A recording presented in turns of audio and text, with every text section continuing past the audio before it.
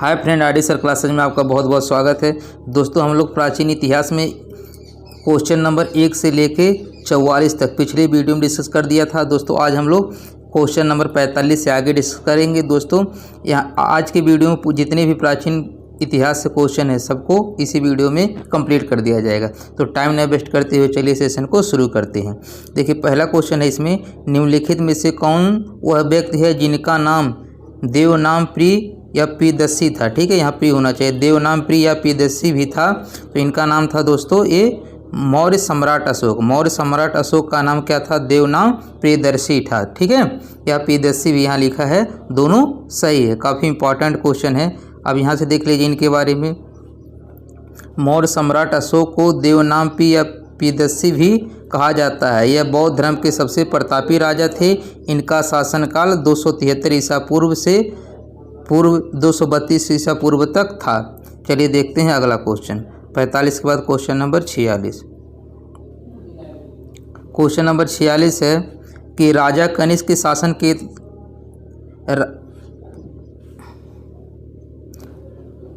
अगला क्वेश्चन है दोस्तों, राजा कनिष्क के शासनकाल के दौरान दरबारी चिकित्सक का नाम बताइए। तो दोस्तों, कौन से थे इसमें चिकित्सक? थे चरक। राजा कनिष्क के शासन के काल के दौरान दरबारी चिकित्सक का नाम क्या था? चरक था। क्या नाम था? चरक था। आइए इसके बारे में देख लेते हैं। चरक कुषाण राजा कनिष्क के दरबारी चिकित्सक थे। वे आयुर्वेद के प्रख्यात विद्वान तथा कनिष्क के राज वैद्य थे।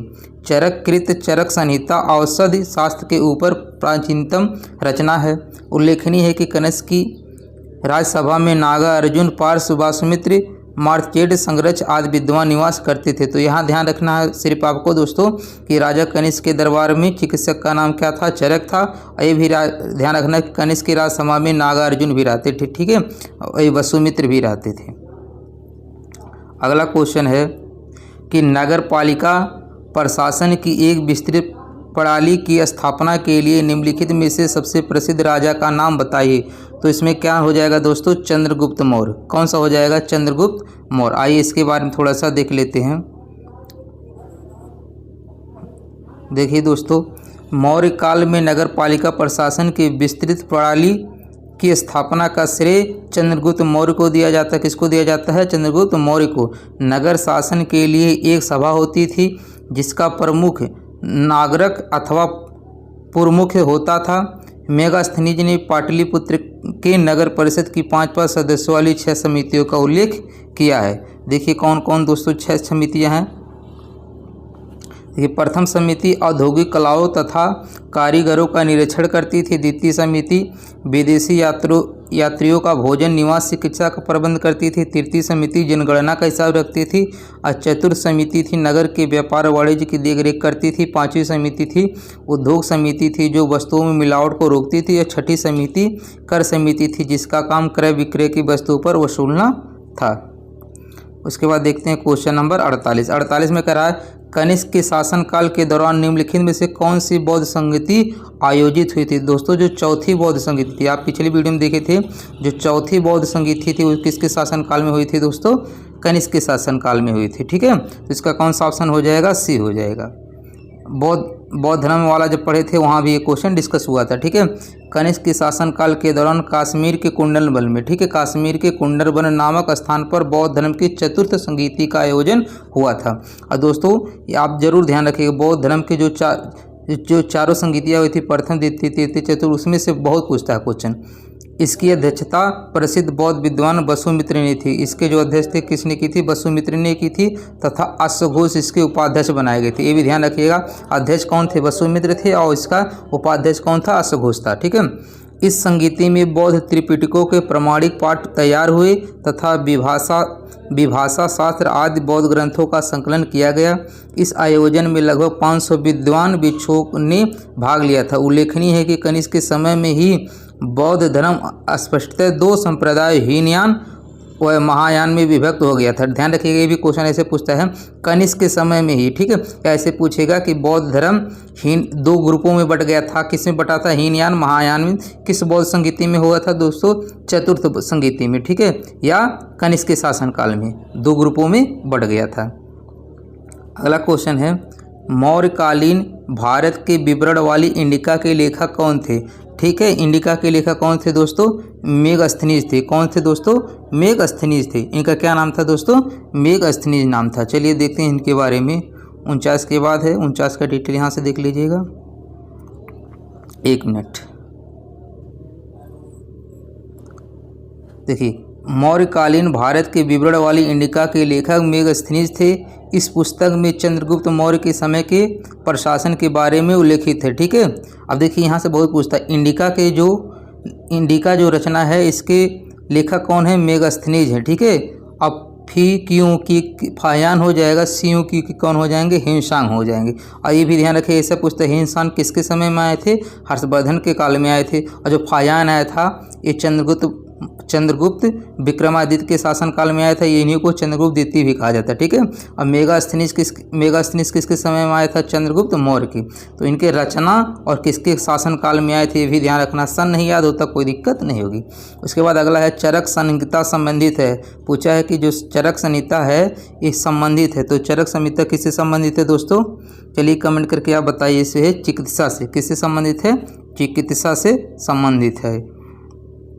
आइए इसके बारे में थोड़ा सा देख लेते हैं कि चरक एक प्रसिद्ध आयुर्वेद के विद्वान थे जो कनिष्क कुषाण वंश के राज दरबार में रहते थे। तो ये भी ध्यान रखिएगा, कनिष्क किस वंश से थे दोस्तों? कुषाण वंश के थे। ठीक है, इनकी प्रसिद्ध रचना चरक संहिता है। इसमें रोगनाशक एवं रोग निरोधक औषधियों का उल्लेख है। यह संस्कृत भाषा में लिखी गई है। किस भाषा में लिखी गई है? संस्कृत भाषा में लिखी गई है। उसके बाद अगला क्वेश्चन है, मौर्य अर्थव्यवस्था मुख्य रूप से निर्भर थी। ठीक है, मौर्य अर्थव्यवस्था मुख्य रूप से निर्भर थी। तो किस पे निर्भर थी दोस्तों? एक कृषि अर्थव्यवस्था थी। किस पे थी? कौन सी व्यवस्था थी दोस्तों? मौर्य अर्थव्यवस्था कृषि अर्थव्यवस्था थी। ठीक है, इसके बारे में देख लेते हैं दोस्तों। इस काल में न केवल कृषि उत्पादन में वृद्धि हुई बल्कि उद्योग, पशुपालन, व्यवसाय, खनिज उत्खनन एवं व्यापार में अति प्रगति हुई। आर्थिक अर्थव्यवस्था का आधार कृषि था। धीरे धीरे व्यापार का महत्व बढ़ने लगा। अर्थव्यवस्था में नई भूमि पर कृषि को प्रोत्साहन देने की बात की गई। अगला क्वेश्चन है, अशोक के प्रधान शिलालेखों में सबसे बड़ा शिलालेख है। तो कौन सा शिलालेख इसमें सबसे बड़ा है? तो दोस्तों चलिए कमेंट करके बताइए। इसमें ध्यान रखिएगा दोस्तों, जो 13वां शिलालेख है ये सबसे बड़ा है। चलिए देखते हैं अगला क्वेश्चन। अब इसमें ज़्यादा क्वेश्चन पूछता नहीं है इससे ज़्यादा डिटेल में। देखिए बस आपको ध्यान रखना है कि अशोक 273 ईसा पूर्व से 232 ईसा पूर्व के प्रधान शिलालेखों में 13वां शिलालेख सबसे बड़ा है, जिसमें अशोक के शासन के 8वें वर्ष होने वाले कलिंग युद्ध का वर्णन मिलता है। किसका युद्ध? किस युद्ध का दोस्तों? कलिंग युद्ध का वर्णन मिलता है। तो ध्यान रखिए सबसे बड़ा शिलालेख कौन है? 13वां है और इसमें कलिंग युद्ध के वर्णन के मिलता है। ठीक है, अशोक के आक्रमण के दौरान कलिंग पूर्वी प्रांत की राजधानी कौन थी? ठीक है, तो पूछा है कि अशोक के आक्रमण के दौरान कलिंग पूर्वी प्रांत की राजधानी कौन थी? तो दोस्तों कौन थी आप कमेंट करके बताना है। चलिए बताइए कौन हो जाएगा इसका दोस्तों? इसका हो जाएगा कौन सा? तोसाली। कौन सा हो जाएगा? तोसाली। ठीक है, इसका कौन सा हो जाएगा? तोसाली। कौन सा ऑप्शन से हो जाएगा? इसका डी हो जाएगा। इसके बारे में थोड़ा सा देख लेते हैं दोस्तों। अशोक के आक्रमण के दौरान कलिंग पूर्वी प्रांत की राजधानी तोसाली थी। ठीक है दोस्तों, इसके पहले हम 16 महाजनपद का, ठीक है, 16 महाजनपद का जो भी राजधानी थी उसको टिक से बताए हैं, वहाँ उस वीडियो में आप देख लीजिएगा, वहाँ हम आपको समझाएं हैं। ठीक है, देखिए इसमें अशोक के आक्रमण के दौरान कलिंग पूर्वी प्रांत की राजधानी तोसाली थी। अशोक ने अपने राज्याभिषेक के 8 वर्ष पश्चात अर्थात 90 वर्ष 261 ईसा पूर्व में कलिंग की विजय की। ध्यान रखिएगा कलिंग का जो युद्ध हुआ था कब हुआ था? 261 ईसा पूर्व, ये भी नोट कर लीजिएगा। इसका उल्लेख 13वें शिलालेख में मिलता है। अभी ऊपर पढ़े हैं, इसका उल्लेख कहाँ मिलता है? 13वें शिलालेख में मिलता है। इसी युद्ध के बाद अशोक ने धम्म विजय की नीति अपनाई। ठीक है, और इसी युद्ध के बाद अशोक ने क्या? धम्म विजय की नीति अपनाई। अगला है देवनाम प्रिय नाम किसे दिया गया था? देवनाम प्रिय नाम किसे दिया गया था? अभी पहला क्वेश्चन नहीं था, किसको दिया गया था दोस्तों? अशोक को दिया गया था। किसको दिया गया था? अशोक को। 54 के बाद देखते हैं क्वेश्चन नंबर 55। क्वेश्चन नंबर अब है 55। 55 में देख लीजिए दोस्तों, अशोक को उसके अभिलेखों में सामान्यतः देवनाम प्रिय संबोधित किया गया था। भाब्रू अभिलेख में अशोक को प्रियदर्शी, ध्यान रखिएगा ये पूछता है कि किस अभिलेख में क्या दिया गया था। तो जो भाब्रू है, ठीक है, भाब्रू अभिलेख में अशोक को प्रियदर्शी कहा गया था, जबकि मास्की में बुद्धशाक कहा गया था। जबकि मास्की में क्या कहा गया था? बुद्धशाक कहा गया था। मास्की, गुर्जरा, नतुर और उडगोलम अभिलेख में उनका नाम अशोक मिलता है। तो ध्यान रखिएगा, मास्की और गुर्जरा जरूर ध्यान रखिएगा। पूछता है कि किस शिलालेख में अशोक का नाम अशोक मिलता है, तो मास्की और गुर्जरा, और साथ साथ ये दोनों भी ध्यान रखिएगा। अगला है, इसमें ध्यान ये रखना है, रुद्रदामन के जूनागढ़ अभिलेख में भी अशोक का उल्लेख किया गया है। कि सब रुद्रदामन के जूनागढ़ अभिलेख में भी अशोक का नाम उल्लेख किया गया है। ठीक है, अगला क्वेश्चन है, निम्नलिखित में से किनके बीच तक्षशिला शहर स्थित है। दोस्तों जो हम बता रहे हैं कि ये क्वेश्चन पूछा गया तो उसको जरूर नोट डाउन कर लीजिएगा। उस क्वेश्चन पूछा गया वो इम्पॉर्टेंट है। निम्नलिखित में किनके बीच तक्षशिला शहर स्थित है, तो किसके बीच स्थित है दोस्तों? ये सिंधु और झेलम के बीच। ठीक है, सिंधु और झेलम के बीच तक्षशिला शहर स्थित है। अब इसके बारे में ज़्यादा पढ़ने की जरूरत नहीं है, बस यही क्वेश्चन इससे पूछा गया। ठीक है, यहाँ अगला क्वेश्चन है, आप यहाँ से स्क्रीनशॉट लेके पढ़ सकते हैं। सम्राट अशोक का कौन सा शिलालेख कलिंग पर उसकी विजय का उल्लेख करता है? ठीक है, सम्राट अशोक का कौन सा शिलालेख कलिंग पर? तो दोस्तों अभी तो आप ऊपर पढ़े हैं, कौन सा हो जाएगा दोस्तों? ये 13वां। ठीक है, 13वां। तो सम्राट अशोक का कौन सा शिलालेख कलिंग पर उसकी विजय का उल्लेख करता है? 13वां। और यही सबसे भारी भी है। इसके बारे में थोड़ा शॉर्ट देख लेते हैं। सम्राट अशोक द्वारा बनाए गए कुल 14 शिलालेख प्राप्त हुए हैं। कितने शिलालेख प्राप्त हुए हैं? 14, जिसमें 13वां अभिलेख सबसे बड़ा माना जाता है। 13वें अभिलेख में सम्राट अशोक द्वारा कलिंग पर उसके विजय का उल्लेख करता है।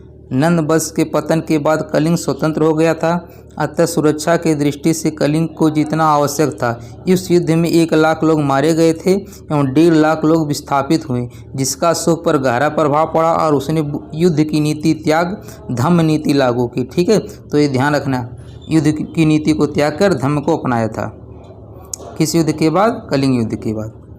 अशोक का सिंह चतुर्मुख स्तंभ शीर्ष में एक स्तंभ पर था। ठीक है, अशोक का सिंह चतुर्भुज स्तंभ शीर्ष में एक स्तंभ पर था। तो इसका कौन सा हो जाएगा दोस्तों?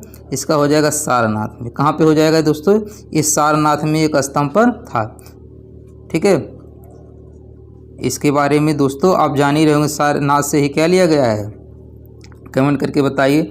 अशोक का सिंह चतुर्मुख स्तंभ शीर्ष सारनाथ से लिया गया है। इस स्तंभ में 4 सिंह पीठ से पीठ सटाए बैठे हैं। इससे ही भारत सरकार ने राष्ट्रीय चिन्ह के रूप में स्वीकार किया है। तो राष्ट्रीय चिन्ह ये भी पूछता है, जो हमारा राष्ट्रीय चिन्ह है ये कहाँ से लिया गया था दोस्तों? सारनाथ से ही लिया गया था। अगला क्वेश्चन है, चंद्रगुप्त मौर्य के इस प्रसिद्ध राजनीतिक सलाहकार को निम्नलिखित सभी नामों से जाना जाता है इसके अलावा। ठीक है, चंद्रगुप्त मौर्य के दरबार में थे, उनको हम क्या कहते हैं दोस्तों? सभी नामों से जाना जाता है इसके अलावा। दोस्तों उनको चाणक्य भी कहा जाता था, कौटिल्य भी कहा जाता था। ठीक है, चाणक्य भी कहा जाता था, कौटिल्य भी कहा जाता था, और क्या कहा जाता था दोस्तों? विष्णुगुप्त भी इनको कहा जाता था। लेकिन क्या नहीं कहा जाता था? समुद्रगुप्त। इनको समुद्रगुप्त नहीं कहा जाता था। तो कौन सा ऑप्शन से हो जाएगा? डी हो जाएगा। यहाँ से देखिए क्वेश्चन पूछता है, कौटिल्य को भारतीय राजनीतिक विचारों का जनक माना जाता है। इनके अन्य नाम विष्णुगुप्त, चाणक्य हैं। इसने विश्व प्रसिद्ध पुस्तक अर्थशास्त्र की रचना की, जो कि राजनीतिक, लोक प्रशासन एवं अर्थशास्त्र की प्रमाणिक पुस्तक है। तो ये भी क्वेश्चन पूछता है, जो चाणक्य या कौटिल्य का अर्थशास्त्र वो किससे संबंधित है? वो दोस्तों राजनीति विज्ञान से संबंधित है, ना कि पैसे वाले से। ठीक है, मौर्य वंश की स्थापना में चाणक्य का महत्वपूर्ण योगदान है। कौटिल्य चंद्रगुप्त का प्रधानमंत्री था। कौटिल्य को भारत का मैकियावेली कहा जाता है। तो किसको कहा पूछता है? भारत का मैकियावेली किसको कहा जाता है दोस्तों? कौटिल्य को कहा जाता है। ये भी इम्पॉर्टेंट है। ठीक है, जबकि समुद्रगुप्त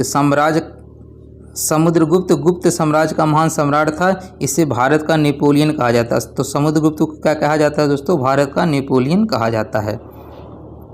58 के बाद देखते हैं क्वेश्चन नंबर 59। अगला क्वेश्चन है दोस्तों, काफ़ी इंपॉर्टेंट है। अशोक के कौन से शिलालेख में ब्राह्मी लिपि का प्रयोग नहीं किया गया था? बहुत बार क्वेश्चन पूछा गया है कि अशोक के कौन से शिलालेख में ब्राह्मी लिपि का प्रयोग नहीं किया गया था। दोस्तों ये था शाहबाजगढ़ी, ठीक है, शाहबाजगढ़ी में ब्राह्मी लिपि का प्रयोग नहीं किया गया था। काफ़ी इंपॉर्टेंट है, आइए इसके बारे में थोड़ा सा देख लेते हैं।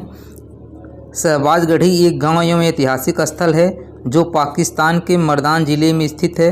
यह स्थल सम्राट अशोक द्वारा स्थापित शिलालेख के लिए प्रसिद्ध है। इस शिलालेख में खरोष्ठी लिपि का प्रयोग किया गया था। 30 जनवरी 2004 में, ध्यान रखिएगा, 30 जनवरी 2004 में यूनेस्को द्वारा इसी ऐतिहासिक स्थल को विश्व विरासत सूची में शामिल किया गया। अशोक के सभी अभिलेखों की भाषा प्राकृत है, ठीक है, कैसे हैं, प्राकृत है, ठीक है। लघु शिलालेख, स्तंभ लेख एवं गुहा लेख की लिपि ब्राह्मी है, जबकि वर्तमान भारत में बाहर पाए गए कुछ शिलालेखों की लिपियाँ भिन्न हैं। यथा, अब देख लीजिए कौन कौन है दोस्तों, कि जो शाहबाजगढ़ी एवं मानसहरा अभिलेख है ये खरोष्ठी लिपि में लिखा गया है, ठीक है। जो शाहबाजगढ़ी एवं मानसहरा अभिलेख है ये किस में लिखा गया है, खरोष्ठी लिपि में लिखा गया है। फिर तक्षशिला अभिलेख आर्मेक लिपि में लिखा गया है। अशार्कनीय यानी कंधार अभिलेख किस में लिखा गया, यूनानी एवं आर्मेक लिपि में लिखा गया है। लघुमान अभिलेख आर्मेक लिपि में लिखा गया है। चलिए देखते हैं नेक्स्ट क्वेश्चन। नेक्स्ट क्वेश्चन है दोस्तों, निम्नलिखित में से मौर्य कला का सर्वोत्तम प्रतिमान कौन सा है? मौर्य कला का सर्वोत्तम प्रतिमान कौन सा है? तो दोस्तों कौन सा है, ये स्तंभ है। कौन सा है दोस्तों, स्तंभ है, ठीक है। अब इसके बारे में आप स्क्रीनशॉट लेके पढ़ लीजिए। अगला है कि निम्नलिखित में से कौन सा अशोक के साम्राज्याधीन नहीं था? बताना है कि अशोक के साम्राज्याधीन नहीं था। तो दोस्तों कौन सा नहीं था, ये बहुत ही क्वेश्चन इंपॉर्टेंट है, कई बार पूछा गया था, ठीक है। कौन नहीं था, कामरूप। इसमें क्या हो जाएगा, कामरूप। कामरूप को पहले असम को क्या कहा जाता था, कामरूप के नाम से जाना जाता था। तो अशोक के शासनकाल में, ठीक है, असम में उसका साम्राज्य नहीं था, ठीक है। ये देख लीजिए, कर्नाटक के मास्की अभिलेख तथा दतिया जिले के गुर्जरा अभिलेख से यह ज्ञात होता है कि अशोक का साम्राज्य कर्नाटक तथा गुजरात तक विस्तृत था। अशोक का कश्मीर पर भी अधिकार था। कल्हड़ की रजत तरंगड़ी के अनुसार, देख ये भी क्वेश्चन पूछता है, रजत तरंगड़ी जो है एक इसके रेखा कौन है, कल्हड़ है, ठीक है। उसने यहाँ पर श्रीनगर को बसाया। गुर्जर शासन का उज्जैन क्षेत्र में अशोक के अधीन रहा। कामरूप असम का पुराना नाम है। तो ये क्वेश्चन पूछता है, असम का पुराना नाम क्या है, कामरूप है। यह अशोक के साम्राज्याधीन नहीं था। यह क्या था, अशोक के साम्राज्याधीन नहीं था। अगला क्वेश्चन है, बृहद सांची स्तूप किस काल से संबंधित है? तो आपको बताना है कि जो बृहद सांची स्तूप है ये किस काल से संबंधित है। तो किस काल से संबंधित है दोस्तों, ये मौर्य काल, ध्यान रखिएगा, ये मौर्य काल से संबंधित है। चलिए देखते हैं अगला क्वेश्चन। अगला क्वेश्चन है, योग दर्शन के प्रवर्तक कौन थे? तो योग दर्शन के प्रवर्तक कौन थे दोस्तों, कौन थे, ये महर्षि पतंजलि, ठीक है। महर्षि पतंजलि जिसके नाम पे बाबा रामदेव चलाते हैं, ठीक है, योग, ये महर्षि पतंजलि योग दर्शन, ठीक है। योग दर्शन के प्रवर्तक कौन थे, उनका नाम था महर्षि पतंजलि था। 63 के बाद अब देखते हैं क्वेश्चन नंबर 64। अब 63 के बारे में डिटेल यहाँ लिखा है दोस्तों, स्क्रीनशॉट लेके आप इसको पढ़ सकते हैं। अब हम लोग देखते हैं क्वेश्चन नंबर 64। कह रहा, दी गई जानकारी के अनुसार राजवंश की पहचान करना है। पुष्यमित्र ने इस वंश की स्थापना की। उनके प्रभुत्र दक्षिण में नर्मदा नदी तक फैले थे और पाटलिपुत्र, अयोध्या और विदिशा के शहर शामिल थे। उन्होंने 2 अश्वमेध बलिदान किए। उन्होंने बैक्ट्रियन राजा डेमेट्रियस को भी हराया। राजवंश का 5वां राजा भगभद्र था। पतंजलि का गौरव ग्रंथ महाभाष्य इस समय के दौरान लिखा गया था। अब ये जो डिटेल दिया गया है दोस्तों, ये किसके बारे में दिया गया था दोस्तों, ये शुंग राजवंश के बारे में दिया है। किसके बारे में दिया गया है, शुंग राजवंश के बारे में दिया गया है, ठीक है। आइए देख लेते हैं। मौर्य वंश के अंतिम राजा बृहद को उसके सेनापति पुष्यमित्र ने मारकर शुंग वंश की स्थापना की। मालविका गिनिमित्र तथा दिव्य वदान के अनुसार पुष्यमित्र का साम्राज्य उत्तर में हिमालय से लेकर बरार विदर्भ तक तथा पश्चिम में पंजाब से लेकर पूर्व में मगध तक विस्तृत था। शुंग राजवंश के शासनकाल में ही पतंजलि ने महाभाष्य की रचना की। तो आप इतना ध्यान रखिए, जो महाभाष्य की रचना किसने की थी, वो पतंजलि ने की थी। इससे ज़्यादा क्वेश्चन नहीं पूछता है। ठीक है, अगला क्वेश्चन है, प्राचीन भारत के महान व्याकरणविद पतंजलि किसके समकालीन थे। तो बताना है जो पतंजलि हैं ये किसके समकालीन थे। तो दोस्तों ये किसके समकालीन थे, ये पुष्यमित्र सिंह। ठीक है, किसके थे, पुष्यमित्र सिंह के समकालीन थे। चलिए देखते हैं अगला क्वेश्चन। अगला क्वेश्चन है, कनिष्क प्रथम के शासनकाल के दौरान कौन सा प्रसिद्ध आयुर्वेद विद्वान था। ठीक है, कनिष्क प्रथम के शासनकाल के दौरान कौन सा प्रसिद्ध आयुर्वेद विद्वान था। तो कौन सा था दोस्तों, ये आपको तो पता हो गया होगा कौन थे, ऊपर आप पढ़ चुके हैं इनके बारे में, चरक थे। कौन थे, चरक थे। चलिए देखते हैं अगला क्वेश्चन। अगला क्वेश्चन है दोस्तों, अगला क्वेश्चन है, कुषाण मूलतः कहाँ के निवासी थे। तो दोस्तों कहाँ के थे, चीनी तुर्किस्तान से थे। ठीक है, कहाँ से थे, चीनी तुर्किस्तान से थे। आइए इनके बारे में देखते हैं, एक मिनट दोस्तों। कुषाण मूलतः चीन के तुर्किस्तान के निवासी थे। चीन पर कब्जा करने में असफल होने के कारण ये मध्य एशिया में जाकर बस गए। ये ऊंची जाति के थे। कुषाणों में सबसे महत्वपूर्ण शासन कनिष्क था, जिसने भारत पर शासन किया। पेशावर और मथुरा को इसने अपनी राजधानी बनाया था। 67 के बाद देखते हैं क्वेश्चन नंबर 68। अब देखिए दोस्तों, अब हम लोग पढ़ेंगे क्वेश्चन नंबर 68। यहाँ से शुरू होता है गुप्त एवं गुप्तोत्तर साम्राज्य। ठीक है, निम्नलिखित में से किस शासक के दरबार में बहुत से विद्वानों को नवरत्न के रूप में अलंकृत किया गया था। आपको बताना है किस शासक के दरबार में बहुत से विद्वानों को नवरत्न के रूप में अलंकृत किया गया था। किसके द्वारा में किया गया था दोस्तों, ये चंद्रगुप्त द्वितीय। इनका क्या नाम था, चंद्रगुप्त द्वितीय। अब इनके बारे में देख लीजिए कि चंद्रगुप्त द्वितीय के दरबार में बहुत से विद्वानों को नवरत्न के रूप में अलंकृत किया गया था। नवरत्नों में सम्मिलित विद्वान धन्वंतरी, छपड़क, अमर सिंह, शंकु, घटक पर, कालिदास। देखिए जो इम्पोर्टेंट है बता रहे दोस्तों, यहाँ कालिदास याद कर लीजिएगा, धन्वंतरी याद कर लीजिएगा, 12 मिहिर थे। और ये सब किसके दरबार में आते, उज्जैन में विक्रमादित्य के दरबार में रहते थे। बस इतने ही 3 नाम याद कर लीजिएगा। चंद्रगुप्त द्वितीय ने विक्रमादित्य की उपाधि धारण की। और ये भी ध्यान रखिएगा कि चंद्रगुप्त द्वितीय को ही विक्रमादित्य कहा जाता है। बस इतने से काम चल जाएगा। ठीक है, अगला क्वेश्चन है, हर्षवर्धन के शासनकाल के दौरान निम्नलिखित में से कौन सी नई राजधानी थी जो थानेश्वर से स्थानांतरित हुई थी। हर्षवर्धन के शासनकाल के दौरान निम्नलिखित में से कौन सी नई राजधानी थी जो थानेश्वर से स्थानांतरित हुई थी। तो थानेश्वर से कौन स्थानांतरित हुई थी दोस्तों, आपको ये बताना है। तो कौन से स्थानांतरित हुई थी, ये था कन्नौज। थानेश्वर से कन्नौज स्थानांतरित हुई थी। ये बहुत क्वेश्चन इंपॉर्टेंट है। ठीक है, हर्षवर्धन प्राचीन उत्तर भारत का एक सम्राट था जिसने 606 ईस्वी से लेकर 647 ईस्वी तक शासन किया। यह पुष्यभूति वंश का था। इन्होंने अपने शासनकाल में अपनी राजधानी थानेश्वर से कन्नौज स्थानांतरित किया। ये क्वेश्चन कई बार पूछा जा चुका है। अगला क्वेश्चन है, निम्नलिखित में से किस शासक के दरबारी कवि हरिशेर थे।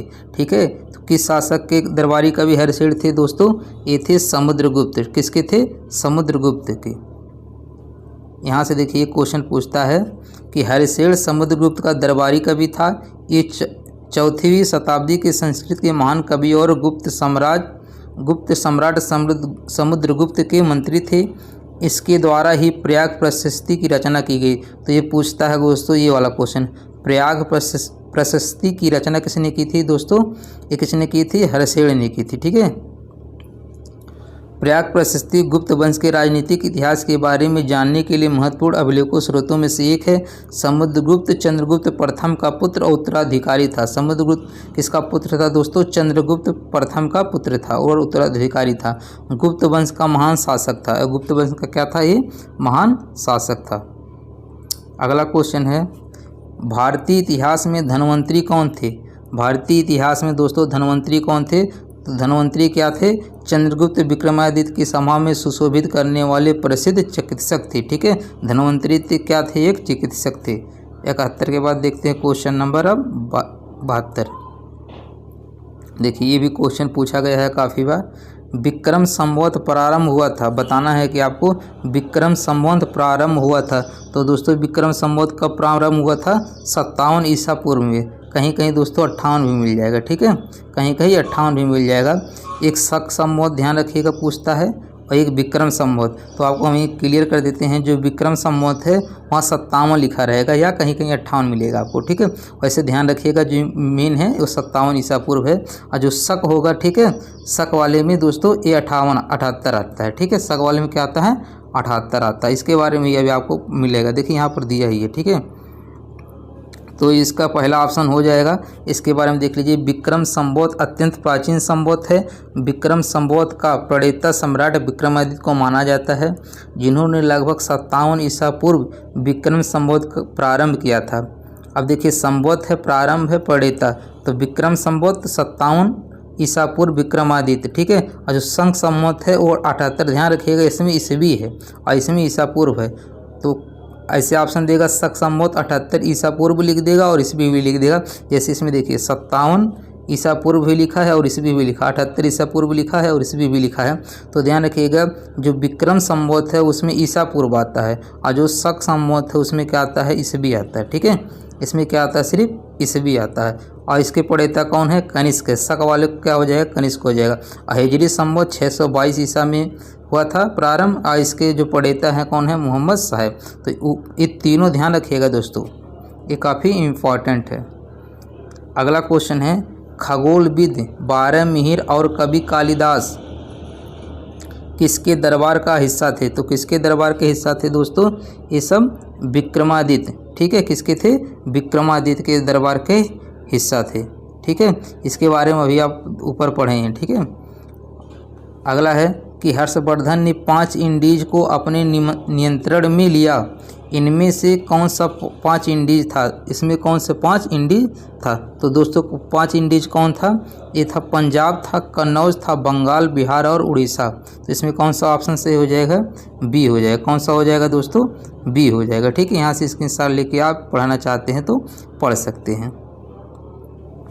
अगला क्वेश्चन है, वह स्थल जहाँ हर्षवर्धन ने बौद्ध महासम्मेलन का आयोजन किया था। क्या पूछा है? वह स्थल जहाँ हर्षवर्धन ने बौद्ध महासम्मेलन का आयोजन किया था, तो कहाँ किया था दोस्तों? ये प्रयाग, ठीक है, जिसको इलाहाबाद से नाम से जानते हैं, ठीक है। तो कहाँ पे किया था दोस्तों? ये प्रयाग में किया था। देखिए प्रयाग वह स्थल है जहाँ हर्षवर्धन ने बौद्ध महासम्मेलन का आयोजन किया। कहा जाता है कि वह हर 5वें वर्ष प्रयागराज में महामोक्ष परिषद का आयोजन करता था। कितने समय में? हर 5वें वर्ष, तथा भारी दान करता था। वर्तमान में इस महामोक्ष परिषद को कुंभ के तौर पर देखा जाता है, ठीक है। अगला क्वेश्चन है, कन्नौज से पूर्व हर्षवर्धन कहाँ का शासक था? तो कन्नौज से पूर्व हर्षवर्धन कहाँ का शासक था? तो दोस्तों कहाँ का था? ये थानेश्वर का था। कहाँ के था दोस्तों? थानेश्वर का था। ये भी क्वेश्चन पूछता है कि कन्नौज से पूर्व हर्षवर्धन कहाँ का शासक था, तो हो जाएगा इसका सही थानेश्वर हो जाएगा। 76 के बाद देखते हैं क्वेश्चन नंबर 77।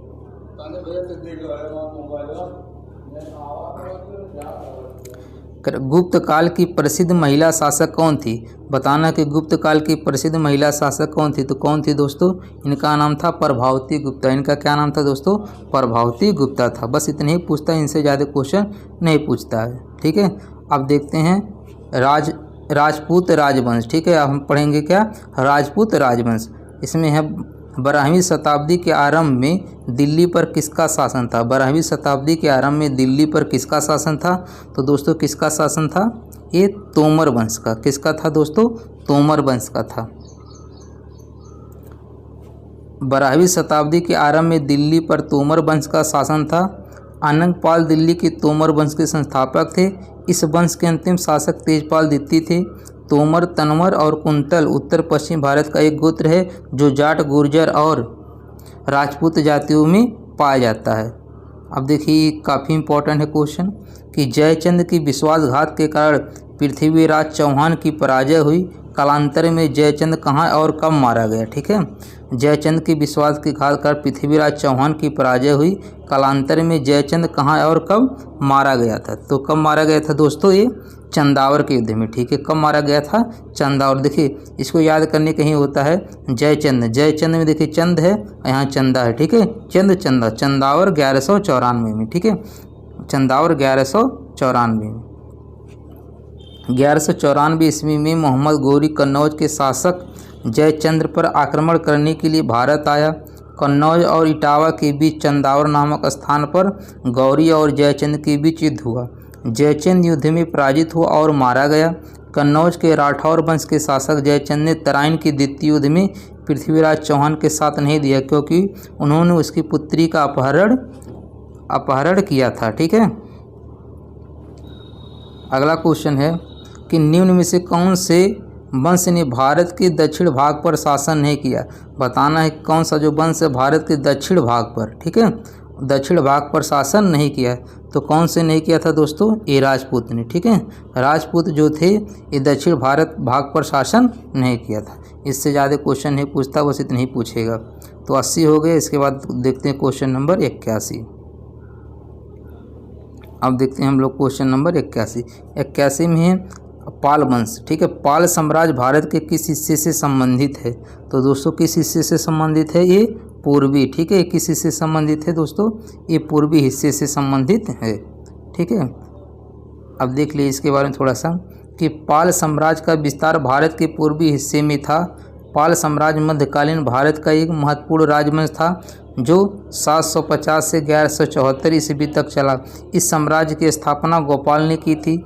इस वंश की राजधानी मुंगेर थी। पाल वंश का सबसे महान शासक धर्मपाल था, जिसने विक्रमशिला विश्वविद्यालय की स्थापना की। अब अगला क्वेश्चन देखते हैं। ये क्वेश्चन काफ़ी इंपॉर्टेंट पूछता है, पाल वंश का पहला शासक कौन था? ठीक है, पाल वंश का पहला शासक कौन था? तो दोस्तों पाल वंश का पहला शासक कौन था? ये गोपाल। ध्यान रखिएगा, पाल वंश का शासक कौन था? गोपाल। देखिए सब में पाल पाल आता है। देखिए इसमें गोपाल, महिपाल, रामपाल, देवपाल। तो एग्जाम में जब आएगा कन्फ्यूज होंगे, तो ध्यान रखिएगा जो हमारे पालनहार है कौन है? गोपाल है। ठीक है, गोपाल किसको बोलते हैं? कृष्ण भगवान को बोलते हैं। जो हमारे पालनहार है कौन है? कृष्ण, यानी गोपाल है, कृष्ण गोपाल है। ऐसे याद कर लीजिएगा, जो हमारे पालनहार है कौन है? ये कृष्ण गोपाल है। ठीक है, अब यहाँ इसके बारे में दिया, यहाँ से आप पढ़ सकते हैं। अब देखते हैं 82 के बाद क्वेश्चन नंबर 83।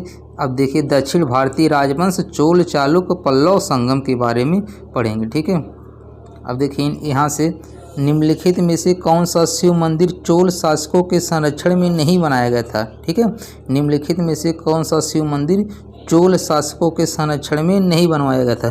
तो कौन सा नहीं बनवाया गया था दोस्तों? ये बी वाला। ये था गोंडेश्वर मंदिर सिन्नार में जो है। ठीक है, गोंडेश्वर मंदिर सिन्नार में यही नहीं बनवाया गया था। बाकी नटराज मंदिर बनवाया गया था। पलाई वन्नाथर मंदिर तंजावुर वाला बनाया गया था। बृहदेश्वर मंदिर गंगईकोंड चोलपुरम बनाया गया था। इसके बारे में बहुत बार पूछता है। चलिए देखते हैं इसके बारे में। कह रहा नटराज मंदिर चिदम्बरम, पलाई वन्नाथार मंदिर तंजावुर और बृहदेश्वर मंदिर गंगईकोंड चोलपुरम को चोल शासकों के संरक्षण में बनवाया गया था, जबकि गोंडेश्वर मंदिर का निर्माण 12वीं शताब्दी में यादव वंशी राजकुमार राजगोविंद ने करवाया था। यह शिव मंदिर महाराष्ट्र राज्य के नासिक जिले के सिन्नार तालुका गांव में स्थित है। चलिए देखते हैं क्वेश्चन नंबर 84। क्वेश्चन नंबर 84 में देखिए सब 2022 में क्वेश्चन पूछे गए, अभी सब लेटेस्ट के हैं। महोदयपुरम के चेर साम्राज्य में बोली जाने वाली संभावित भाषा है। महोदयपुरम के चेर साम्राज्य में बोली जाने वाली संभावित भाषा थी, तो कौन सी भाषा थी दोस्तों? कौन थी ये? मलयालम। ठीक है, आपको कमेंट करना है कि जो प्रेजेंट टाइम में मलयालम कहाँ का भाषा है, आपको कमेंट करके बताना है। ठीक है, यही ध्यान रखिएगा, करंट का भी ये क्वेश्चन है, क्योंकि इसी भाषा में क्षेत्रीय, ठीक है, क्षेत्रीय न्याय सुप्रीम कोर्ट ने अपना जजमेंट दिया है, तो आपको इसको बताना है। ठीक है, 84 का क्या हो जाएगा? ए हो जाएगा। 84 क्या हो जाएगा? ए। अब देखते हैं क्वेश्चन नंबर 85। क्वेश्चन नंबर 85 देखिए, यहाँ थोड़ा सा इसके बारे में देख लीजिए। देखिए महोदयपुरम के चेर साम्राज्य में बोली जाने वाली संभावित भाषा मलयालम थी।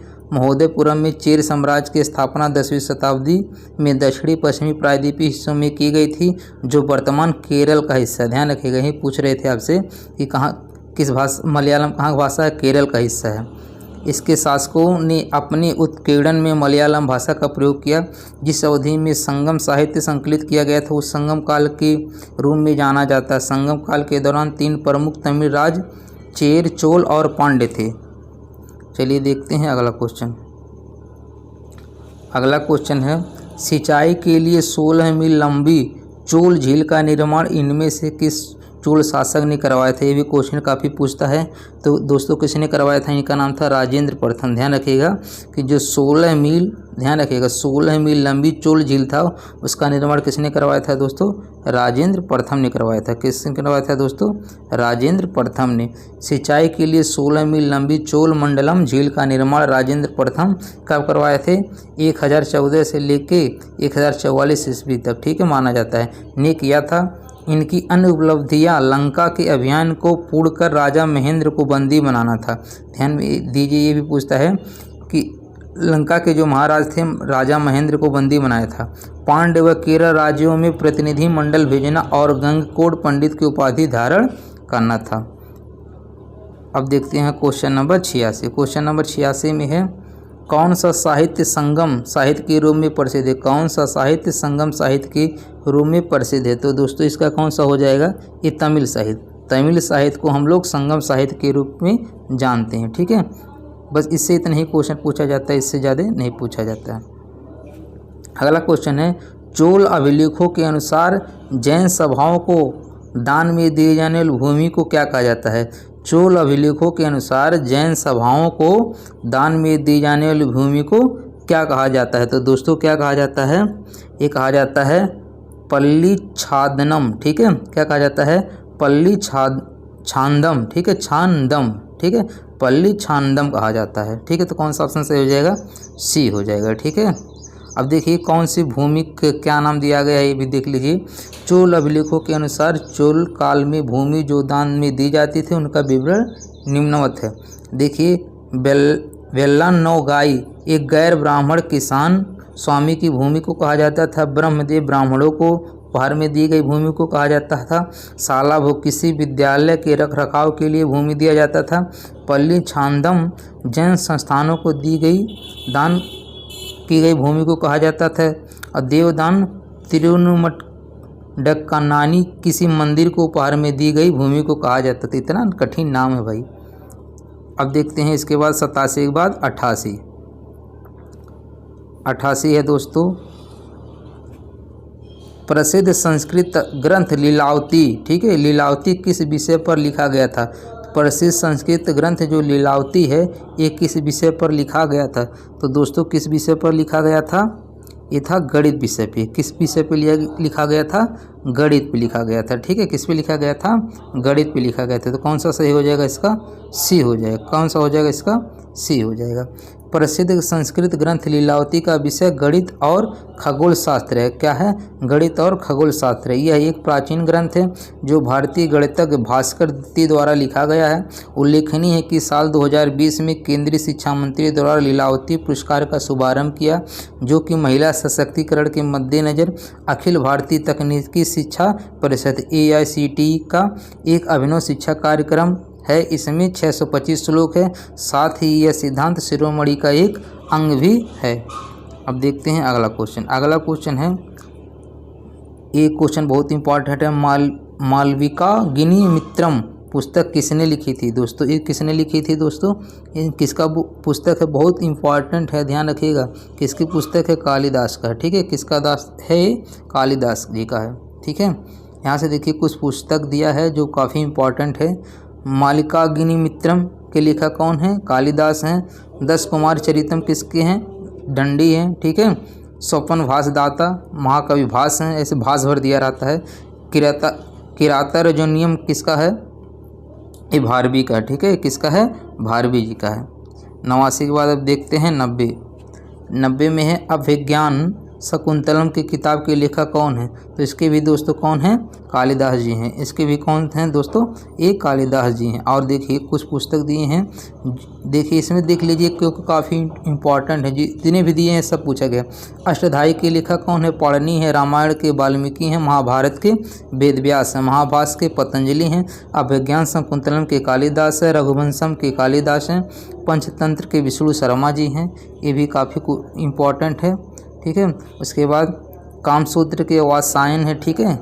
सूर्य सिद्धांत के आर्यभट्ट हैं, बुद्ध चरित्र का अश्वघोष हैं, पृथ्वीराज रासो के चंद्रवरदाई हैं, गीत गोविंद जयदेव। जितने भी क्वेश्चन हैं दोस्तों ये लिख लीजिए, इसमें से सारे जितने भी पुस्तक और उनके लेखक हैं सबको पूछा गया है, ठीक है। ये काफ़ी इंपॉर्टेंट है, इसको कहीं लिख के दीवार पे चिपका लीजिएगा, वहाँ से देखते रहिए आपको याद हो जाएगा।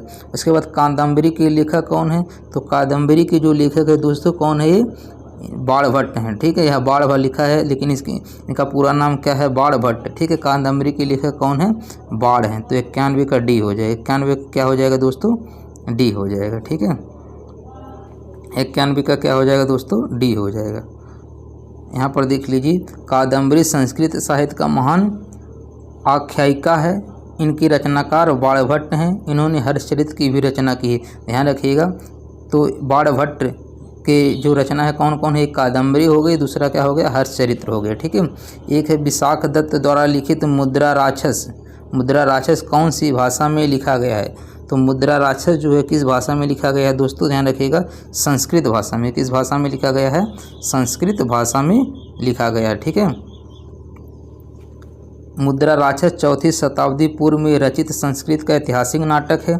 इसके रचयिता विशाख दत्त हैं। इसमें चाणक्य और चंद्रगुप्त की राजनीतिक सफलताओं का विश्लेषण है। इस ऐतिहासिक नाटक को हिंदी में रूपांतरित करने का श्रेय भारतेंद्र हरिश्चंद्र को प्राप्त है। अगला क्वेश्चन है, मेगास्थनीज जिसने भारत के बारे में प्रसिद्ध ग्रंथ इंडिका लिखी वह मूल रूप से किस देश का था? ठीक है, तो ये भी पूछता है मेगास्थनीज, ऐसे डायरेक्ट पूछेगा कि मेगास्थनीज का किस देश का था। ठीक, मेगास्थनीज जो था वो किस देश का था और इंडिका के लेखक कौन है? तो दोस्तों मेगास्थनीज है। तो दोस्तों ये मेगास्थनीज कहाँ का है? तो ये दोस्तों ग्रीस देश का, ठीक है। कहाँ का है? ये ग्रीस का है, ठीक है। आइए इसके बारे में थोड़ा सा देख लेते हैं। मेगास्थनीज चंद्रगुप्त मौर्य के दरबार में 304 ईसा पूर्व में आया था। उसने जो कुछ भारत में देखा उसका वर्णन उसने इंडिका नामक पुस्तक में किया। मेगास्थनीज यूनान, जिसको हम लोग ग्रीस का निवासी था, सेल्यूकस का राजदूत बनकर आया था, ठीक है। सेल्यूकस का क्या बन के आया था? ये राजदूत बन के आया था। 93 के बाद अब देखते हैं क्वेश्चन नंबर 94। तो 94 में पूछा है दोस्तों, अब देखिए यहाँ प्राचीन कालीन स्थापित कला या चित्रकला संगीत कला के बारे में। प्रसिद्ध विरूपाक्ष मंदिर कहाँ है? पूछा है कि जो प्रसिद्ध विरूपाक्ष मंदिर कहाँ स्थित है? तो दोस्तों कहाँ पे स्थित है आपको बताना है। तो कहाँ पे है दोस्तों? ये हम्पी में है। हम्पी कहाँ पे है दोस्तों? कर्नाटक में, ठीक है। तो यहाँ पर देख लीजिए इसके बारे में। विरूपाक्ष मंदिर कर्नाटक राज्य के हम्पी में तुंगभद्रा नदी के किनारे पर स्थित है। इसे यूनेस्को की विश्व धरोहर सूची में शामिल किया गया। तो दोस्तों जितने भी यूनेस्को के विश्व धरोहर सूची में शामिल किया गया है उन्हीं से ज़्यादा क्वेश्चन पूछता है। यह प्राचीन मंदिर भगवान शिव के रूपों में से एक विरूपाक्ष को समर्पित है। यह मंदिर विक्रमादित्य द्वितीय की रानी लोका महादेव देवी द्वारा बनाया गया था। मंदिर द्रविड़ स्थापत्य शैली में ईंट और चूने से बनी है, ठीक है। चलिए देखते हैं अगला क्वेश्चन। अगला क्वेश्चन है, खजुराहो समूह के प्रसिद्ध स्मारक किस राज्य में है? खजुराहो समूह के प्रसिद्ध स्मारक जो हैं किस राज्य में स्थित हैं? तो दोस्तों किस राज्य में स्थित हैं? ये मध्य प्रदेश में। खजुराहो किस राज्य में है दोस्तों? ये मध्य प्रदेश में। 95 देखिए यहाँ पे कि खजुराहो समूह के प्रसिद्ध स्मारक मध्य प्रदेश के छतरपुर जिले में स्थित हैं। खजुराहो के मंदिर का निर्माण 900 से 1130 ईस्वी के मध्य चंदेल राजा द्वारा कराया गया था। यहाँ के मंदिरों को कंदरिया महादेव का निर्माण सर्वोत्तम है, ठीक है। चलिए देखते 95 के बाद अब क्वेश्चन नंबर 96, ठीक है। 96 में है दोस्तों, मंदिर एलोरा महाराष्ट्र में स्थित एक प्राचीन हिंदू मंदिर है जो चट्टानों को काटकर बनाए गए सबसे बड़े मंदिरों में से एक है। ये बहुत बार पूछता है, ठीक है। तो कौन सा मंदिर है? तो दोस्तों उसका नाम क्या है? कैलाश मंदिर, ठीक है।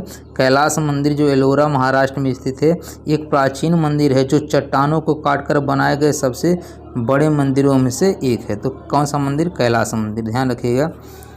कैलाश या कैलाशनाथ मंदिर दुनिया में सबसे बड़ा एकात्मक मंदिर है जो एलोरा की गुफाओं महाराष्ट्र में स्थित है।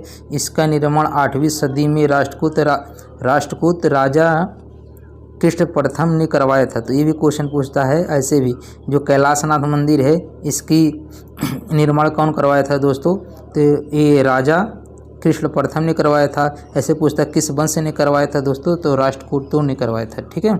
अगला क्वेश्चन है, मथुरा कला स्कूल कब अपने शिखर में पहुंचा था? मथुरा जो कला है स्कूल कब अपने शिखर पर पहुंचा था? तो दोस्तों ये कब पहुंचा था आपको बताना है, ठीक है। तो कब पहुंचा था दोस्तों? ये कुषाण काल में पहुंचा था। कब पहुंचा था दोस्तों? ये कुषाण काल में पहुंचा था, ठीक है। यहाँ के इसके बारे में देख लीजिए, पूरा दिया है कि मथुरा कला का जन्म कनिष्क के समय में हुआ। मथुरा कला स्कूल कुषाण काल में अपने सर्वोच्च शिखर पर पहुंचा। इसमें लाल बलुए पत्थर का प्रयोग हुआ। इसमें आदर्शवादी कला और सौंदर्य की प्रधानता दी गई। इसमें मूर्तियों को भारी भरकम कपड़े से ढक दिया जाता था। इस कला में देवताओं की मूर्तियों में आध्यात्मिक और भौतिकता दोनों दिखाई देती है। मथुरा कला में सभी धर्मों के देवी देवताओं की मूर्तियाँ बनी, जैसे कृष्ण, विष्णु, बुद्ध, दुर्गा, शिव, गणेश आदि। किंतु सर्वाधिक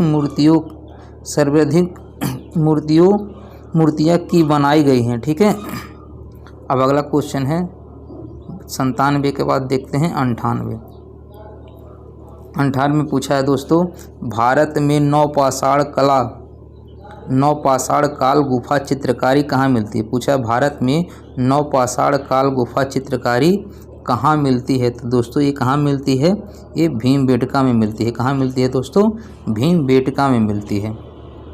अब यहाँ से देख लीजिए इसके बारे में कि भारत में नवपाषाण 7000 ईसा पूर्व गुफा चित्रकारी मध्य प्रदेश के रायसेन जिले के भीमबेटका में मिली। मानव शरीर ढकने के लिए पशु चर्म, पत्तों एवं छालों का प्रयोग करता था, परंतु इस काल में उसने वस्त्र निर्माण सीख लिया। भीमबेटका में प्रयुक्त रंग इस तथ्य की पुष्टि करते हैं कि उसने वस्त्रों को रंगने की शुरुआत की थी, ठीक है। अब अगला क्वेश्चन है,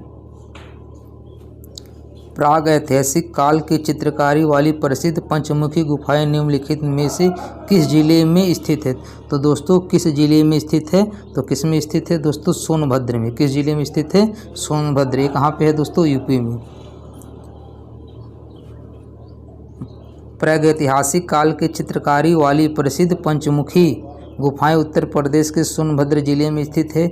ये विंध्याचल और कैमूर श्रेणियों के गुफा आश्रयों में स्थित है और लगभग 250 राख कला पेंटिंग हैं। लक्ष्मण, पंचमुखी, कौआखो और लखमा की गुफा के आश्रयों में पेंटिंग उल्लेखनीय है। दोस्तों यहाँ पर देखिए प्राचीन इतिहास है यहाँ पे ख़त्म हो गया है। दोस्तों यदि चैनल पे आप न्यू है तो प्लीज़ इसको सब्सक्राइब जरूर कर दीजिएगा। वीडियो बनाने में काफ़ी मेहनत लगता है, इसलिए लाइक कमेंट जरूर कीजिएगा। दोस्तों सब्सक्राइब करने और लाइक करने कमेंट करने में कोई आपका चार्ज नहीं कटता है। जो चीज़ फ्री कास्ट है उसको ज़रूर कीजिए। मिलते हैं नेक्स्ट वीडियो में, तब तक के लिए धन्यवाद।